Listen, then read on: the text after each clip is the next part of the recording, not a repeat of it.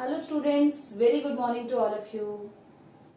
And I hope all of you are safe at your home and doing your studies regularly. So students, आपको बार बार time table के लिए और studies के लिए बोला जा रहा है जस्ट बिकॉज ये बहुत मैटर करती है आपकी लाइफ में। ये जो टाइम पीरियड है जहाँ पर आपका बेस बन रहा है लाइफ का, आप एजुकेशन ले रहे हैं, क्योंकि आपका फ्यूचर डिपेंड उसी चीज पर करता है जो आप आज कर रहे हैं। आपका जो कल है वो कैसा होगा जैसा आप उसको आज बनाएंगे। एपीजे अब्दुल कलाम जी ने कहा है कि सपने वो नहीं है जो हम सोते टाइम देखते हैं, बल्कि सपने वो हैं जो हमें सोने ही ना दें। मीन्स हमारे जो टारगेट हैं, जो एम्स हैं, उनको पूरा करने के लिए हमें उठते बैठते जागते हर टाइम पर बस एक ही चीज ध्यान में रहे कि हमारा टारगेट ये है और उसी को ध्यान में रख करके हम टाइम मैनेजमेंट करें। So that's why make your timetable and follow it and think about your future. So let's start today's session. That is, we already started the lesson 3 of part 2, that is drainage pattern. And drainage pattern में हमने Himalayan river system में 3 reverse आती है, Indus, Ganga and Brahmaputra. We already discussed the Indus river, Ganga river, and now today we will going to start the last river of Himalayan river system, that is Brahmaputra river. बेटा हमने पढ़ा था Indo Brahma theory में कि एक river थी जो असम से और गल्फ ऑफ सिंध तक चलती थी, फ्लो होती थी शिवालिक के पैरेलल में, और धीरे धीरे जैसे टाइम बीतता गया ये रिवर है ये स्प्लिट हो गई 3 पार्ट्स में। पहला बना Indus, second one is Ganga, and जो लास्ट पार्ट था वो सबसे ईस्ट में ब्रह्मपुत्र रिवर बनी वो। सो आज हम ब्रह्मपुत्र रिवर के बारे में ही पढ़ेंगे। ब्रह्मपुत्र रिवर के बारे में डिटेल में कुछ पढ़ने से पहले एक बार हम उसका जो पाथ फॉलो करती है, जिन ट्रिब्यूटरीज को वो ज्वाइन करती है, जहां जहां वो जाती है, उन पाथ्स को या उन प्लेसेस को देखना एक बार बहुत ज्यादा जरूरी है। Then we will discuss it in detail. Okay, so Brahmaputra river के ओरिजिन की अगर हम बात करें तो हिमालयन माउंटेन में मानसरोवर लेक के पास में एक चेमा योंगडुंग ग्लेशियर है, वहां से निकलती है ब्रह्मपुत्र रिवर। सो ओरिजिन जब भी आएगा तो आप ये लिखेंगे नियर मानसरोवर लेक, अगर आपको इस ग्लेशियर का नेम याद नहीं है। And if you have learn that glacier तो आप लिखेंगे चेमा योंगडुंग ग्लेशियर। ओके, उसके बाद में बिकॉज ये जो पार्ट है चेमा युंगडुंग ग्लेशियर है, इससे निकलने के बाद में ये तिब्बत रीजन में हिमालय के पैरेलल चलती है और 1200 किलोमीटर का एरिया ये ड्रेन करती है। मतलब तिब्बत में जो ब्रह्मपुत्र रिवर है वो 1200 किलोमीटर चलती है और यहाँ पर इसे सांगपो कहा जाता है, TSANGPO। टी से स्टार्ट होता है, टी साइलेंट है यहाँ पर, जैसे सुनामी में टी से स्टार्ट होता है, टी साइलेंट, ऐसे ही सांगपो है। और सांगपो का मतलब है यहाँ पर पवित्र करने वाली। सो हमने क्या चीजें पढ़ी कि चेरा युंगडुंग ग्लेशियर से निकलती है, मानसरोवर लेक के पास में है, और उसके बाद में 1200 किलोमीटर चलती है तिब्बत में, और तिब्बत में इसका नाम क्या है, सांगपो। ठीक है, अब ये चल रही है हिमालय के पैरेलल, और यहाँ पर माउंटेन रेंज है जो कि हिमालय का ही पार्ट है। ये अरुणाचल प्रदेश है और नामचा बरवा है इस माउंटेन का नाम। अब इस नामचा बरवा से ये यू टर्न ले लेती है, मीन साउथ में मुड़ जाती है, ऐसे चल रही है, यू टर्न लिया एंड साउथ में ये टर्न हो गई।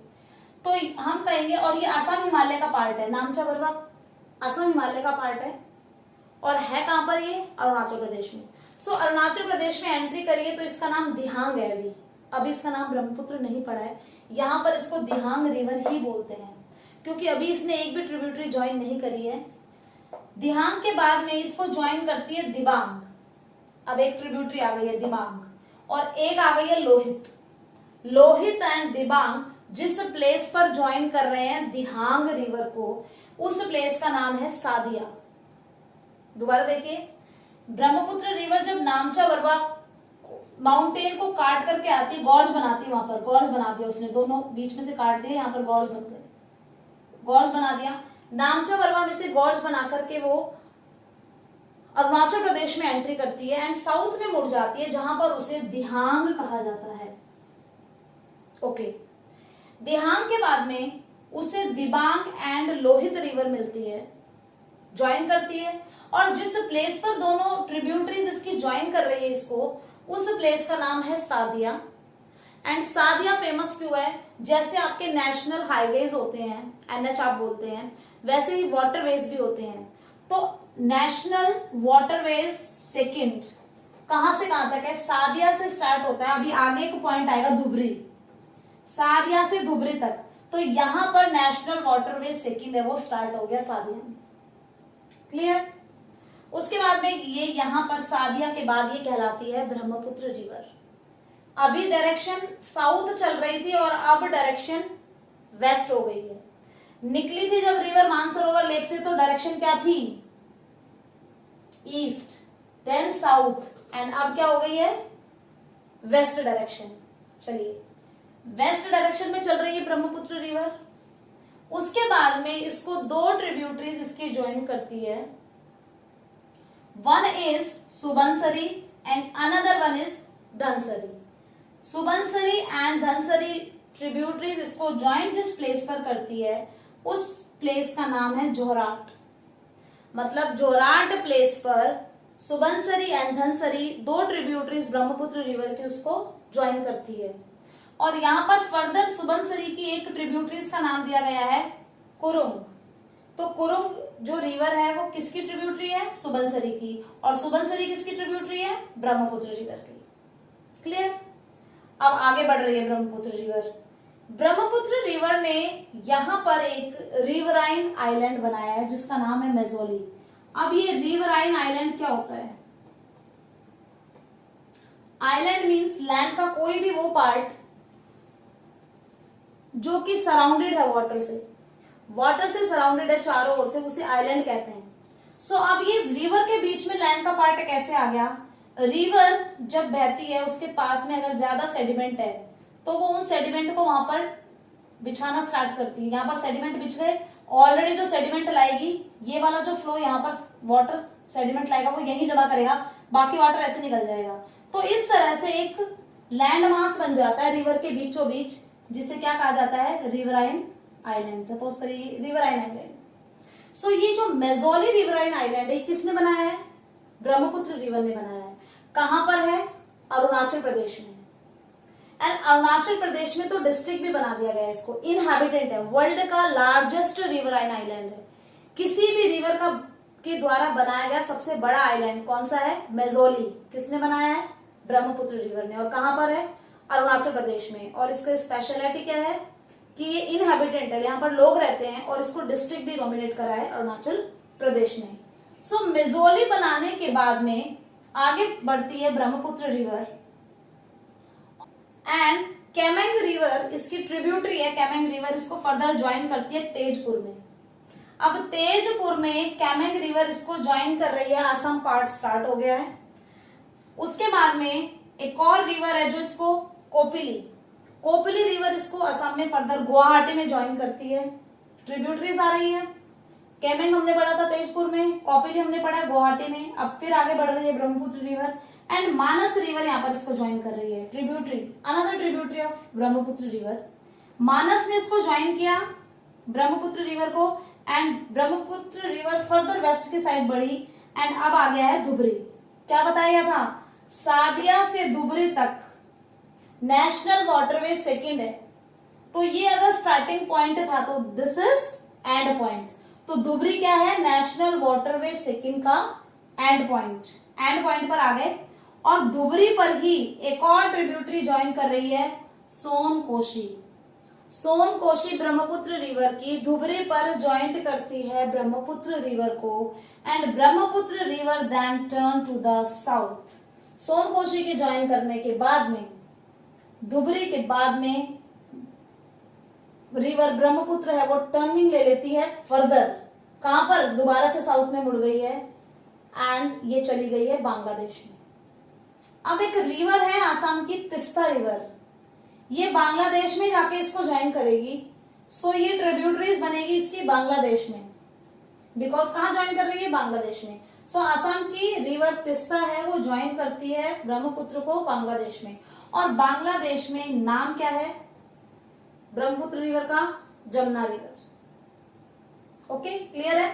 It's all about the paths and the landform that is made by the Brahmaputra river.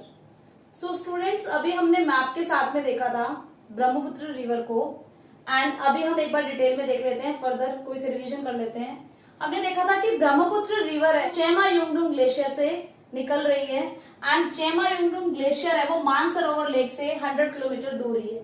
यानी कि इंडस रिवर हमने पढ़ा था कि इंडस रिवर भी मानसरोवर लेक से निकलती है, लेकिन वो वेस्ट में टर्न हो जाती है, एंड ये मानसरोवर लेक के पास से निकल करके ईस्ट में टर्न हो जाती है ब्रह्मपुत्र रिवर।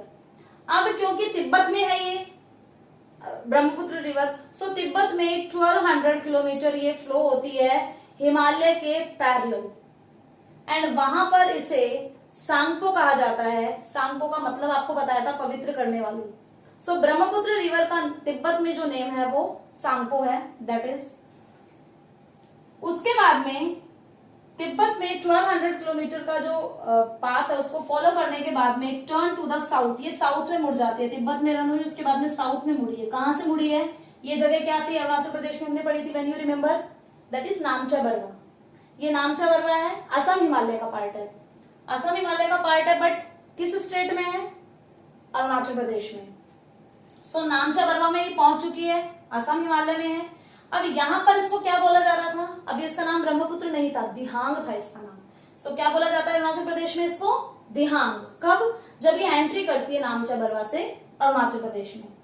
अरुणाचल प्रदेश में इसे दिहांग कहा जाता है, एंड यहाँ पर इसे दिबांग एंड लोहित ज्वाइन करती है ट्रिब्यूटरी, एंड ये जो पॉइंट है ये सादिया है, एंड यहाँ पर धुबरी पर पहुंचने के बाद में ये वेस्ट में यहाँ पर टर्न हो गई है, उसके बाद में धुबरी में पहुंचने के बाद में ये कहां पर? साउथ में चली जाती है। कहां पर? बांग्लादेश में चली जाती है। सो इतना सारा जो टर्निंग्स लेती है ब्रह्मपुत्र रिवर, सो उसके लिए फेमस है कि अपना पाथ बहुत चेंज करती है ब्रह्मपुत्र रिवर।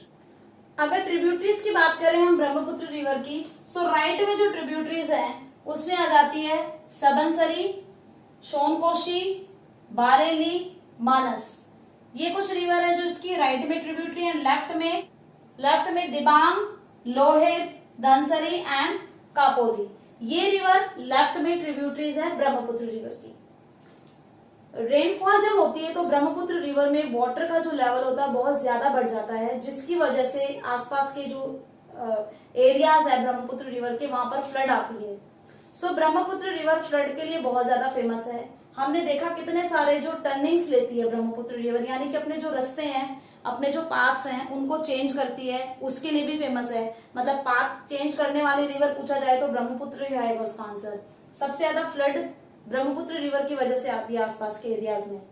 फ्लड के लिए फेमस है, पाथ चेंज करने के लिए फेमस है, एंड ये कोस्टल इरोजन, जो कोस्टल एरियाज होते हैं उनके इरोजन करने के लिए भी, क्योंकि वाटर की क्वांटिटी ज्यादा है तो ये साइड इरोजन बहुत ज्यादा करती है Brahmaputra river. So side erosion, जो बैंक्स हैं, किनारे हैं नदी के, उनके किनारों का इरोजन करने के लिए भी बहुत ज्यादा फेमस है। जब रेनफॉल होती है तो ब्रह्मपुत्र रिवर में वाटर की क्वांटिटी बढ़ जाती है, और अगर दोनों बैंक्स की हम बात करें तो ये वाइड हो जाती है 8 किलोमीटर।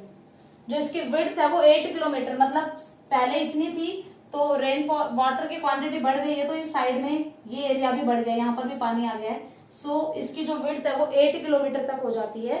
कब? जब मानसून सीजन आता है तब। धुबरी पहुंचने के बाद में ब्रह्मपुत्र रिवर है वो साउथ में टर्न हो जाती है, और साउथ में वो बांग्लादेश में एंट्री करती है। असम से रिवर आती है तिस्ता, वो इसकी राइट साइड में ट्रिब्यूटरी बनती है, और ये ट्रिब्यूटरी बांग्लादेश में बनी है। गई तो इंडिया से ये तिस्ता रिवर, लेकिन वो बांग्लादेश में मिल रही, तो बांग्लादेश में तिस्ता रिवर है वो ट्रिब्यूटरी बनती है ब्रह्मपुत्र रिवर की, और बांग्लादेश में ब्रह्मपुत्र रिवर का नाम जमुना है, जमुना कहा जाता है इसे। एंड उसके बाद में लास्ट में जब बे ऑफ बंगाल में ये मर्ज होने वाली होती है ये रिवर, सो ये मिल जाती है पद्मा रिवर से। पद्मा रिवर से मिलने के बाद में ये बे ऑफ बंगाल में मर्ज होती है। And Brahmaputra river and Ganga river world का लार्जेस्ट डेल्टा भी बनाती है, जो कि वेस्ट बंगाल से स्टार्ट हो जाता है, सुंदरबन डेल्टा जिसे कहा जाता है।